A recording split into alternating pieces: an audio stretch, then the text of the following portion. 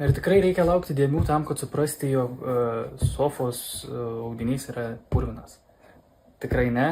Tai puikus pavyzdys, kad net ir sąlyginai švariai atrodantis sofos paviršius turi savyje tikrai nemažai nešvarumų, tarp jų ir dulkių. Kaip visi žinom, tai puikiai terpė veistis dulkerkutėms. Tad nepraleiskite to pro akis, pasirūpinkite ne tik savo baldų švara, bet ir žinoma savo sveikata.